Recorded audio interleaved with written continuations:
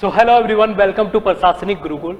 In this short lecture, we are going to analyze some important international organization or one international organization that is ILO related to labor law, and then we will analyze some domestic organizations जो हमारे अपने organisation है जो आपकी labour welfare से related है, उनको हम डिस्कस करेंगे। ठीक है, पहला आपका अगर मैं बात करूं ILO की, आपको पता ही होगा जो आपका इंटरनेशनल लेबर ऑर्गेनाइजेशन है वो क्या है, एक आपका ट्रीपार्टाइट। देखिए वो वर्ड आप ध्यान करना, ट्रीपार्टाइट का मतलब क्या होता है कि आपका यहां पर नेचर क्या है, उसका नेचर है कि एम्प्लॉइज, गवर्नमेंट एम्प्लॉइज और वर्कर।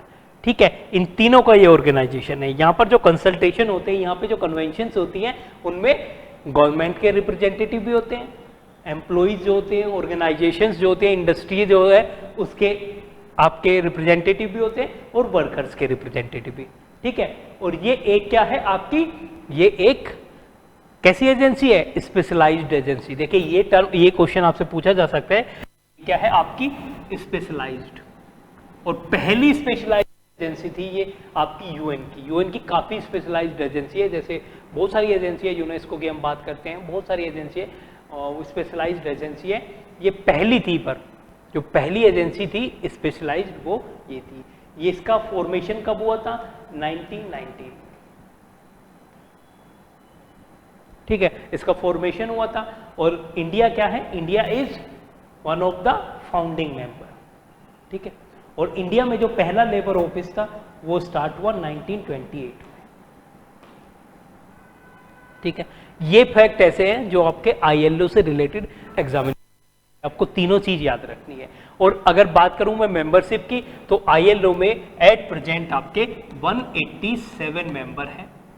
और ये मेंबर जो है आपके, इसमें आपका लास्ट जो मेंबर था 2015 में, आई थिंक कुक आइलैंड जो है वो मेंबर बना था। आप एक बार फैक्ट चेक कर लेना, बट यही लास्ट मेंबर था। दे may ask you question like this, that the latest member of ILO। आप एक बार फिर फैक्ट चेक करना कि कौन लेटेस्ट बना है। 187 मेंबर है। India one of the founding member 1919 में। ठीक है, ट्रिपार्टाइट है, स्पेशलाइज्ड एजेंसी ऑफ UN है। ठीक है,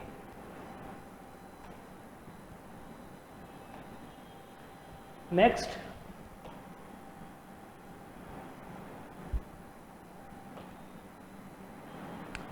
ये मैंने बता ही दिया, हेडक्वार्टर जेनेवा, ये एक सिंपल फैक्ट है ILO से रिलेटेड। दूसरा आपका जो फाउंडिंग मिशन है, देखिए यहां पर EPFO एग्जामिनेशन में, क्योंकि ILO अगर इंटरनेशनली आप देखें लेबर वेलफेयर से रिलेटेड सबसे इंपॉर्टेंट ऑर्गेनाइजेशन है, तो उसकी कोई भी बारीक डिटेल आपको छोड़ के नहीं जानी है। आइदर रिपोर्ट्स बाय ILO और any other work done by structure, historical background, headquarter, anything, they may ask you anything. Simple question भी आपको आ सकता है, जैसे नोबेल प्राइज मिला था 1969 में, they may ask you this particular question, they may give certain statements about ILO। 2 या 3 statement दे देगी UPSC, एक उसमें से ये होगा किस पर्टिकुलर ईयर में। आजकल UPSC इतने फैक्चुअल क्वेश्चन पे जाती है, और बहुत सारे स्टेटमेंट जब आते हैं तो फैक्चुअल प्लस कंसेप्चुअल प्लस हर चीज बन जाता है वो क्वेश्चन। ठीक है, तो आपको याद रखना है कि 1969 में क्या मिला था, नोबेल प्राइज मिला था। और अगर मैं बात करूं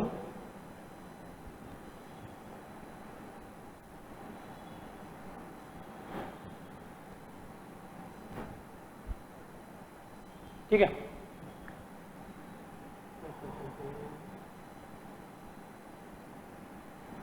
अगर मैं बात करूं गवर्निंग बॉडी और स्ट्रक्चर की, अब ठीक है, अब देखते हैं कि स्ट्रक्चर क्या है। स्ट्रक्चर यहां पर आप देख सकते हैं कि 3 पर्टिकुलर ऑर्गेनाइजेशन है जो मैंने हाईलाइट किया, 3 पर्टिकुलर इसकी बॉडी है। और स्ट्रक्चर में जो आपकी मेनली क्या करती है, जो एजेंडा है ILO का उसको इंप्लीमेंट करती है। पहला आपका इंटरनेशनल लेबर कॉन्फ्रेंस है। ये है क्या, ये आपका it sets the ILO agenda, policy formation, सारी चीजें ये डिसाइड करती है। ठीक है, अगर आपसे पूछा गया कि पर्टिकुलर, वो आपको स्ट्रक्चर में नाम दे देंगे, governing body, international labour office या अदर मिनिस्टीरियल, कुछ ऐसी बॉडी बना के आपको दे देंगे। तो आपका इंटरनेशनल लेबर कॉन्फ्रेंस जो है वो सेट करती है स्टैंडर्ड और मेजर जो पॉलिसी है ILO की। ठीक है, फिर है आपकी गवर्निंग बॉडी, ये एग्जीक्यूटिव बॉडी है। ठीक है, और ये आपकी एक साल में 3 बार मिलती है जेनेवा में। देखिए, कोई भी ILO की मेजर कॉन्फ्रेंस है वो जेनेवा में होती है, इसका ये हेडक्वार्टर भी आपको पता ही है। और फिर आपकी इंटरनेशनल लेबर ऑफिस है, ये आपका परमानेंट, जैसे हमारे यहाँ पे अगर देखा जाए पार्लियामेंट में सेक्रेटेरिएट होते हैं, ऐसे ही इसका ये परमानेंट सेक्रेटेरिएट है। ठीक है, तो पूरी जो स्ट्रक्चर है ILO की इन 3 चीज़ों पे बेस्ड है। एक तो आपका क्या है, आपका इंटरनेशनल लेबर कॉन्फ्रेंस है, गवर्निंग बॉडी है, और फिर आपका इंटरनेशनल लेबर ऑफिस है। ठीक है, तो ये आप याद रखना। और ये जो आपकी इंटरनेशनल लेबर कॉन्फ्रेंस है, ये साल में एक बार होती है। वो आपको जनरल स्टेटमेंट दे सकते हैं कि international labour conference held annually या फिर ट्वाइस, वंस इन 2 ईयर्स, इस टाइप से आपको दे सकते हैं। ठीक है,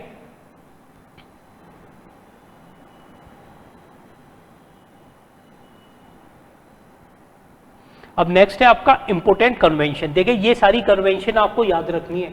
इसमें से स्पेसिफिकली मैं आपको बताऊंगा 138, जो 182, 138 दोनों मिनिमम एज कन्वेंशन, और आपका रोस्कॉम ऑफ चाइल्ड लेबर कन्वेंशन 182, ये दोनों बहुत ज़्यादा न्यूज़ में रहती है। चाइल्ड लेबर की तो स्पेसिफिकली आपको याद करनी है, नंबर से भी याद करनी है। They may ask you this question, या फिर आपको मैच ऑफ द फॉलोइंग में दे देंगे। ये 8 इंपोर्टेंट कन्वेंशन है, कोर कन्वेंशन भी इसको बोला जाता है। ठीक है, कोर कन्वेंशन भी बोला जाता है ILO की। पहला आपका फोर्स लेबर की है, जो आपकी 29 में। देखिए, ये सब फैक्ट है, इसमें कुछ कंसेप्ट नहीं है, आपको 2-3 बार आपको जाना पड़ेगा, बार बार याद करना पड़ेगा। इन सबको आप अपनी ट्रिक बना के याद करिए। ठीक है, फिर आपका एबोलिशन ऑफ फोर्स लेबर है 105, फिर आपका इक्वल रिम्यूनरेशन कन्वेंशन है 100। फिर देखिए, यहां पर कुछ किस टाइप से आप अपनी ट्रिक बना सकते हैं वो आपको बता देता हूं। जैसे ये इक्वल रिम्यूनरेशन है, ठीक है, तो इक्वालिटी कब आती है? इक्वालिटी जब आती है जब कोई चीज बराबर रहती है। ठीक है, कोई चीज, किसी चीज में 100% आप अचीव कर लो। ठीक है, इक्वालिटी तभी तो होगी। देखिए, अगर मैं बात करूं कि भाई गर्ल चाइल्ड जो है उनकी एजुकेशन बॉयज़ के इक्वल कर दो, जैसे हम देखते हैं कि भाई उनका पैरिटी में 97.8% है, अगर बॉयज़ का 100% है, तो उनको इक्वल करना है, उनको 100% पे पहुंचाना है। ठीक है, आप पूरा अचीव करना है। पूरा में हम यही तो बोलते हैं कि भाई 100% सच है। कोई बात 100% सच होती है, इसका मतलब है कि वो पूरी तरीके से ट्रुथ के इक्वल है, ना ट्रुथ से थोड़ा सा भी कम नहीं है। ठीक है, ट्रुथ के इक्वल है, इसका मतलब 100% सच है। तो इक्वल रिम्यूनरेशन का मतलब है कि आपका वो 100% है, तो आप कन्वेंशन नंबर 100 है। एक तो मैंने आपको एक शॉर्टकट बता दी। ठीक है, अब हम बात करते हैं मिनिमम एज कन्वेंशन की। ठीक है, मिनिमम एज कन्वेंशन है आपकी 138 में। आपकी से पहले डिस्क्रिमिनेशन, जो आपका डिस्क्रिमिनेशन एम्प्लॉयमेंट ऑक्यूपेशन कन्वेंशन है, ये आपकी क्या है 111। फिर आपका worst form of child labour है 182। ठीक है, फिर उसके बाद में freedom of association and protection of rights to organised workers है वैसे वो। ठीक है, कन्वेंशन है 87। Right to organise and collective bargaining convention है, ये आपका 98 है। ठीक है, तो आप इनको याद रखना, क्योंकि ये कन्वेंशन स्पेसिफिकली 182, 138 आपको याद रखनी है। ठीक है, अब मैं आपको बताता हूँ कि इंडिया ने कुछ ऐसी कन्वेंशन है इसमें से जो इंडिया ने अब तक रेटिफाई नहीं की। और रेटिफिकेशन से मेरा मतलब क्या होता है, कोई भी अगर कंट्री किसी पर्टिकुलर कन्वेंशन को रेटिफाई कर रही है तो हमेशा याद रखना, रेटिफिकेशन से क्या हो जाता है, वो बाइंडिंग हो जाती है पर्टिकुलर कंट्री पे। हो सकता है कंट्री ने साइन की हो बट रेटिफाई नहीं की हो। ठीक है, रेटिफिकेशन का मतलब उनकी पार्लियामेंट में जाएगी, दोनों हाउस उस पर क्या करेंगे, अपनी स्वीकृति देंगे, उसको एक्सेप्ट करेंगे, तब उसको रेटिफाइड माना जाएगा। अदरवाइज बहुत सारे केसेस में आपने देखा होगा कि साइन किया गया है 1 साल में, उसके बाद 2-3 साल बाद उसको रेटिफाई किया गया है। इसका मतलब क्या है कि उसकी पर्टिकुलर जो वहाँ पे लेजिस्लेचर है उसने तब तक उसको एक्सेप्ट नहीं किया था। ठीक है, तो इंडिया ने 6 कन्वेंशन को तो रेटिफाई कर लिया है, बट 2 कन्वेंशन बची हुई है। तो 8 में से आपका 2 कन्वेंशन ऐसी है जिसको इंडिया ने रेटिफाई नहीं किया। वो क्या है आपकी, यहाँ पर है फंडामेंटल कन्वेंशन, कौन सी, freedom of association and protection of right to organise convention, and second है आपकी right to organise and collective bargaining convention. ठीक है, तो आपका 87 और 98 ये दोनों नहीं किया गया। ठीक है, ये राइट टू ऑर्गेनाइज है, इसको करेक्ट कर लेना। This is right to organise, not organised worker. ठीक है, तो वो वहां पे गलत लिखा हुआ है, protection of right to organise है। ठीक है, तो ये क्लियर कर लेना अपना, यहां पर है ये जो आपकी कन्वेंशन है, इसमें ये protection of right to organise है। ठीक है, मैंने पीछे ऑर्गेनाइज्ड वर्कर बोला, ठीक है, तो बाय मिस्टेक था, मैंने वो कन्वेंशन, ऐसे भी आपको कई डिटेल में जाना नहीं है कि आप कन्वेंशन को पूरा, बट यहाँ पर ये 8 कन्वेंशन है इसलिए आप देख लेना, और 6 कन्वेंशन को इंडिया ने रेटिफाई किया।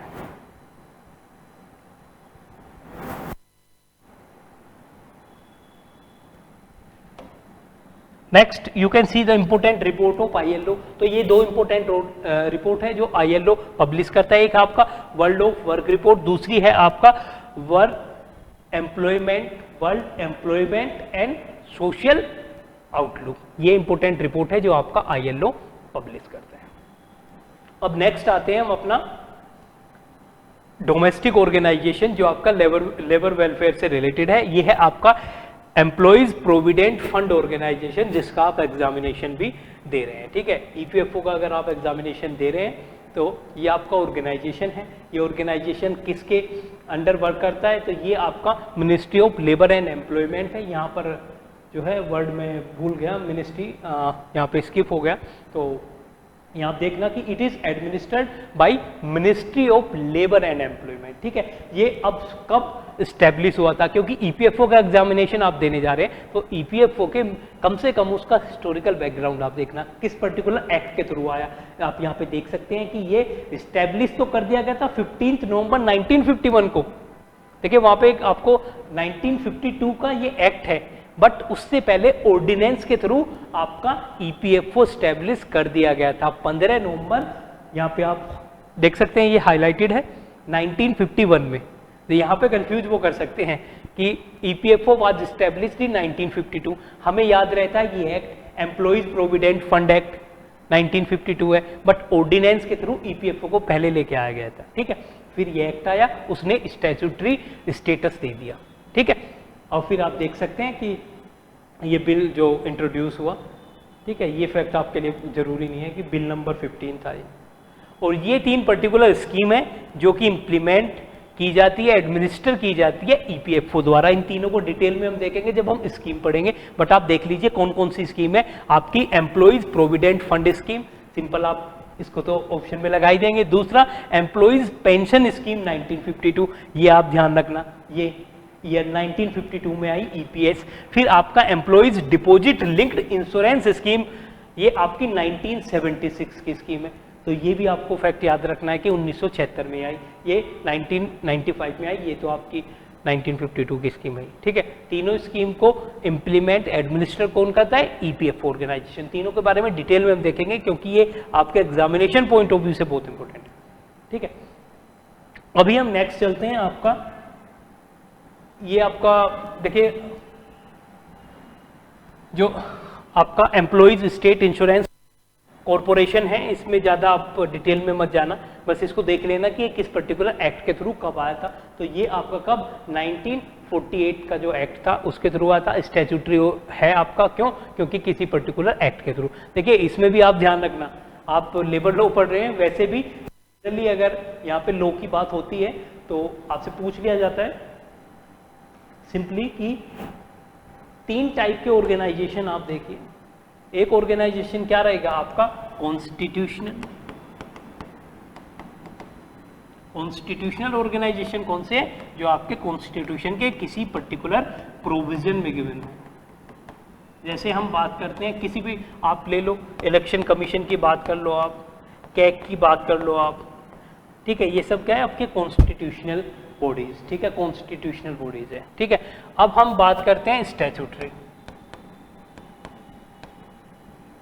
ये क्या है आपकी, जो किसी पर्टिकुलर एक्ट के थ्रू स्टैब्लिश की गई है। ठीक है, किसी पर्टिकुलर एक्ट, जैसे NHRC भी है आपका, वो सारे कमीशन है जो एक्ट के थ्रू, ये भी है आपका EPFO भी है आपका, ये सब किसी एक्ट के थ्रू, कॉन्स्टिट्यूशन में इनका कोई प्रोविजन नहीं है, ठीक है। फिर आपके नॉन कॉन्स्टिट्यूशन, मेजर डिफरेंस यही है, कॉन्स्टिट्यूशनल, स्टैट्यूटरी, बाकी जो होंगी उसको आप एक्स्ट्रा कॉन्स्टिट्यूशनल बोलो, ऑटोनोमस बॉडी कुछ बोलिए, ठीक है। तो इस टाइप की कोई भी आप अथॉरिटी बोल सकते हैं, ठीक है। तो उसके क्लासिफिकेशन बहुत सारे हो सकते हैं, बट मेजर आप ये याद रखना, जो कॉन्स्टिट्यूशन में दी गई है वो कॉन्स्टिट्यूशन, स्टैट्यूटरी वो है जो किसी पर्टिकुलर एक्ट के थ्रू स्टेब्लिश, जो हमने पढ़ी दोनों, वो क्या है आपकी स्टैट्यूटरी बॉडी।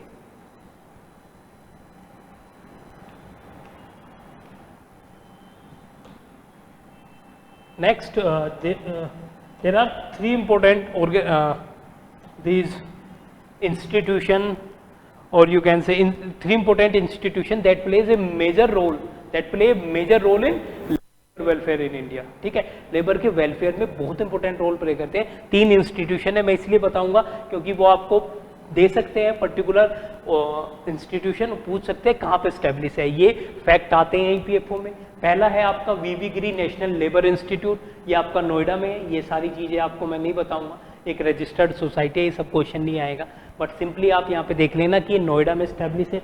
दूसरा आपका है central board for workers education, ये आपका नागपुर में स्टैब्लिश्ड है, ठीक है, ये भी एक रजिस्टर्ड बॉडी है। तीसरा आपका मोस्ट इंपॉर्टेंट है, इसको हम डिटेल में भी देखेंगे जब हम अलग अलग इंडेक्सेस भी पढ़ेंगे, ठीक है। तो लेबर ब्यूरो है आपका, इसका हेडक्वार्टर चंडीगढ़ और शिमला में है, ठीक है। ये रेस्पॉन्सिबल है collection, compilation, publication of statistical and other information regarding the employment, wages, earning, industrial relation, working condition. It also compiles and publishes the consumer price index. Number 4 industrial and agriculture worker labor, ठीक है। तो जो आप देखते हैं CPI index जो देखते हैं, तो सीपीआई इंडेक्स में जो इंडस्ट्रियल वर्कर्स के लिए आईडब्ल्यू वाला इंडेक्स होता है, CPI IW and CPI AL agriculture labour और रूरल लेबर, उनके लिए जो इंडेक्स देता है वो लेबर ब्यूरो देता है, ठीक है। तो ये भी हम देखेंगे आगे जब इंडेक्सेस पढ़ेंगे। So this is all for this class, this is a short video and please